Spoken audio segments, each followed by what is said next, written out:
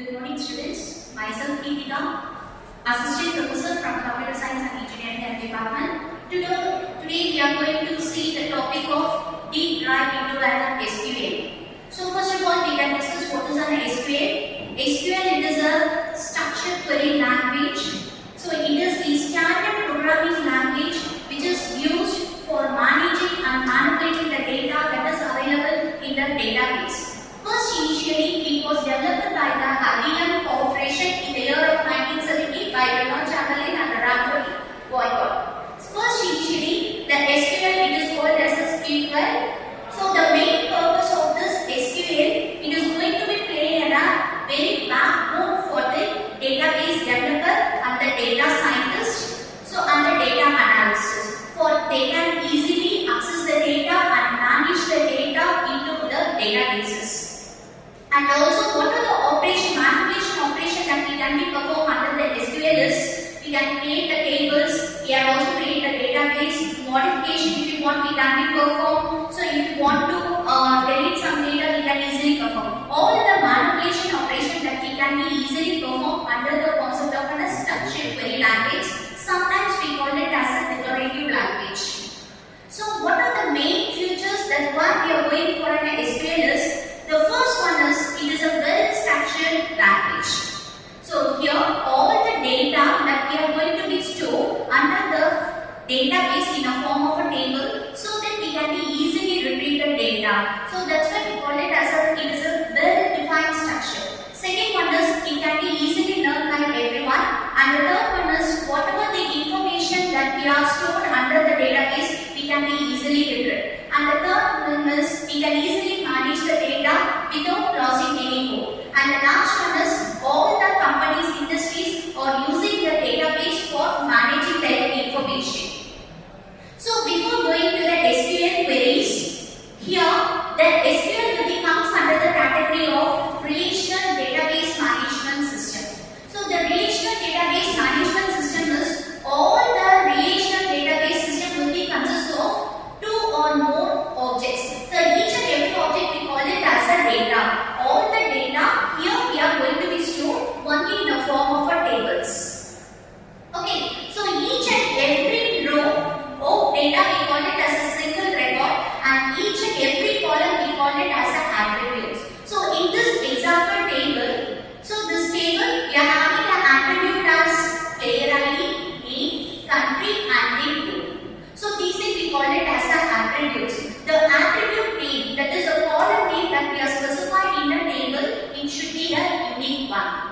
Okay, so the next we are going to see what are the data types that are available under the relational database management system. So most commonly we are going to use the concept of integer for storing the positive value and the negative values. And the next one is, if we want to store the text string, then we have to use a text database.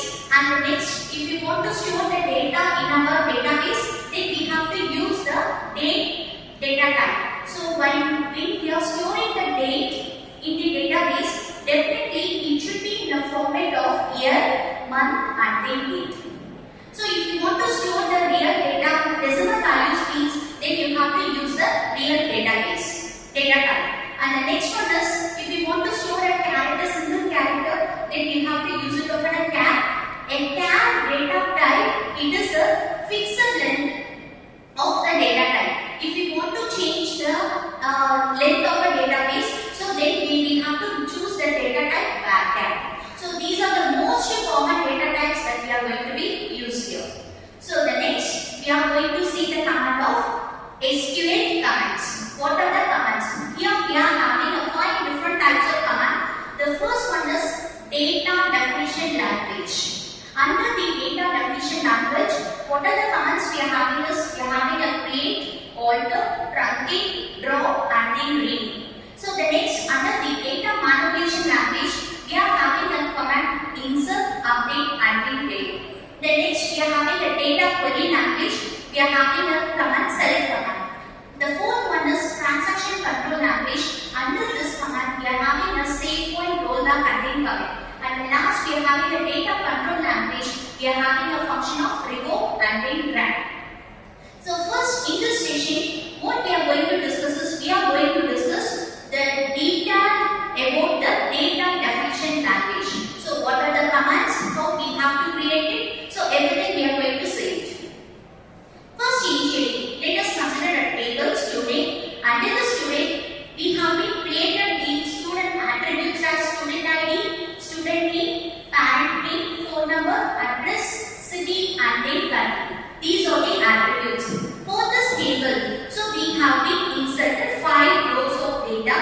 Okay. So the next what we are going to do is whenever going for the data definition language or storing the data into the database, the schema plays a very important role. A schema is nothing but the structure of a table. So let us consider some example. A student table. The student table, the fields is student ID. It should be in a primary key and then its parent name, first name, last name, date of birth, email, phone number, address, city, country, age, GPA. So these are the attributes under the student table. Next, for the course table, we are creating a course ID as a primary key, course name, instructor ID, stamp date and date date. So the next one is the instructor table. Under the instructor table, we are having an instructor ID as a primary key, first name, last name, email and then phone number. So the next one is the enrollment table. Under the enrollment table, we are having an enrollment ID as a primary key, student ID, course ID and the enrollment date. The next we are having a grade table. Under the grade table, we are going to create a field of grade ID, which should be in a primary key, enrollment ID and then grade. So whenever we are creating a schema for each and every table, any one of the field it should be in a primary key. So that primary key indicates the unique attributes in our table. So when you want to combine with more than one table, so then we can have to compulsory we have to go for this primary key concept. So the next, under the data definition language, we are going to see the first command, that is create command. How we are going to create a table. So before creating a table, first initially in our database we have to create a new database for storing the tables. So the syntax for creating a database is create database and then database name. Okay, after creating the table, so the example we have been created a new database name called HR. After creating the database, we have to use that particular database. For that, we have to use the command use HR. So once the database has been created, the next whatever the tables that we have created, everything will be stored under this particular database HR. Okay, so the next, before creating the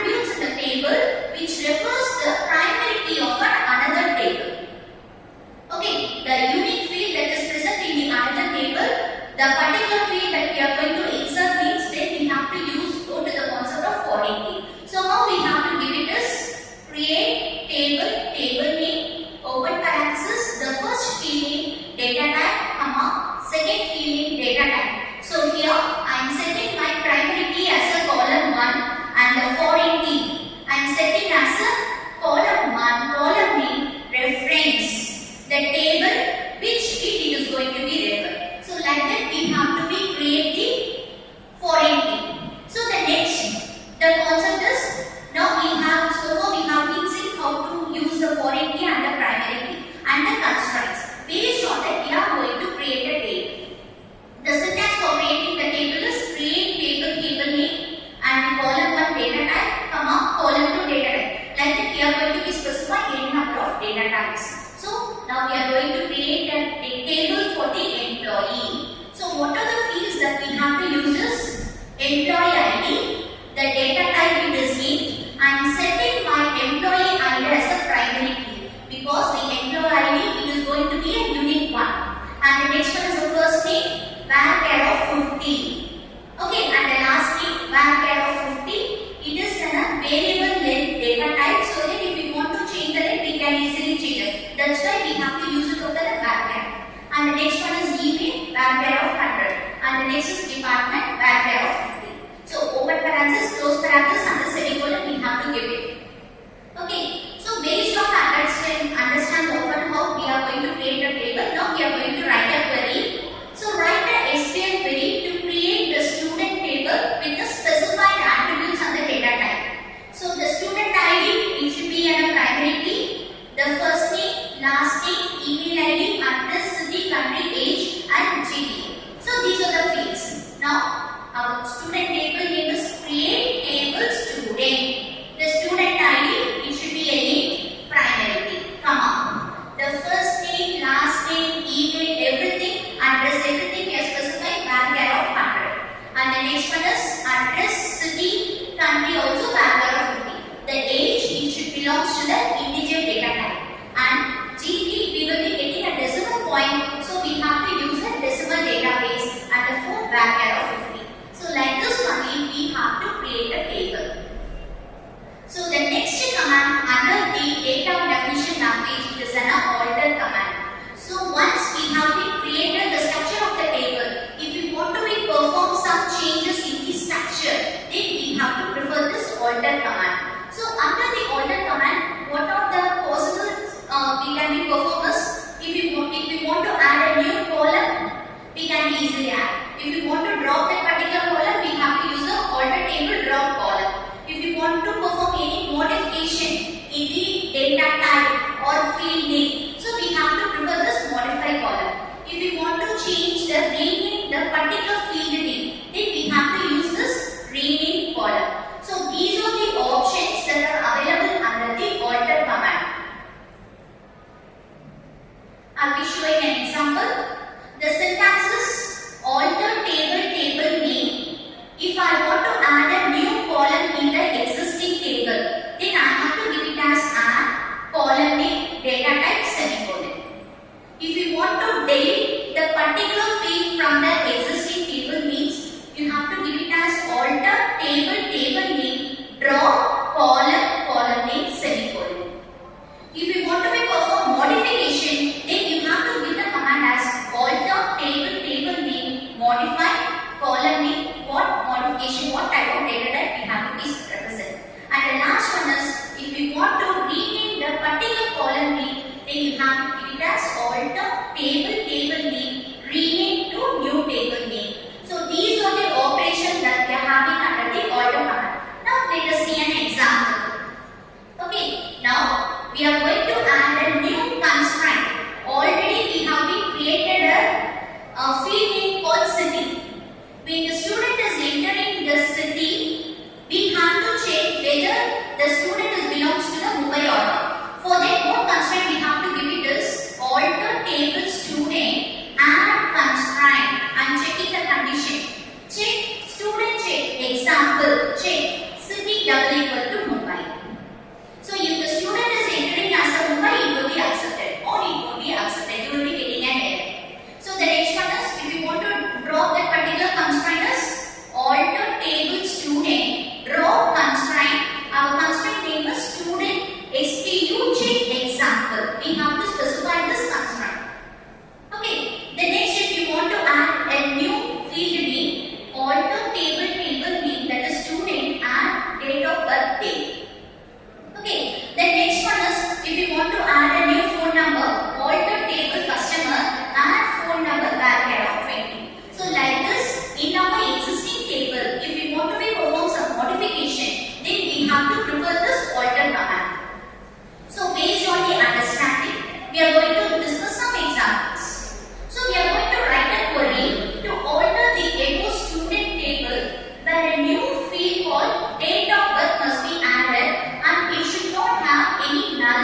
values.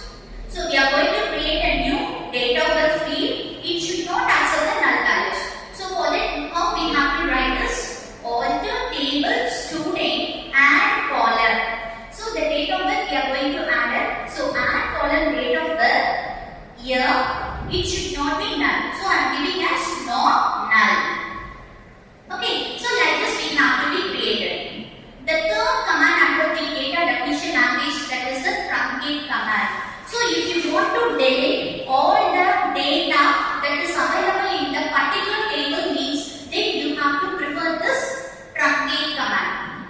What is the syntax is? Truncate table name. So if you are executing this particular query, whatever the data that is present in that particular table, everything it will be get deleted. So example, truncate table HR. The table HR, whatever the data that we have been stored under the table HR, everything it will be deleted. And the example is, the head of the department wants to clear away all the data streamed into the course table. So now our table name is course. The head of the department wants to clear all the data. So whatever the data that we have been stored into the table, we have to delete it. So for that we have to give the command as truncate table course. All the table will be existed, but all the data will be get deleted. That is the thing. The fourth command is a rename command. If you want to rename the table name or rename the field name, so the other option is we are having as a rename command. Okay, so the how we have to give it is rename table, old table name to new table name. So here we have been created already our existing table is book. It is changed to list of books. Now our new table name, it is a list of books now. So based on that, here is a scenario. Suppose you have a MySQL database with several tables, including one called students. You have been asked to rename the students table to new students. So what we have to do? So we have to rename the table. Rename table students to new students. That's all. A simple command that we are going to be executed. The last command under the data definition language, that is the drop command. So it is used to delete the table permanently from the database. Okay. So what is the syntax is? Drop table name. If you are executing this command, the table that will be permanently deleted into our database now. So these are the commands. So based upon this scenario for the drop command, so you have a MySQL database with the table name grades, but it is no longer needed. And if you want to remove it from the database, then what is the thing we have to use? Drop table grades. Okay, so these are the commands that are present under the data definition language. So in the next session, we are going to discuss the commands that is available in the data manipulation language, data control language, data query language, and data controlling language.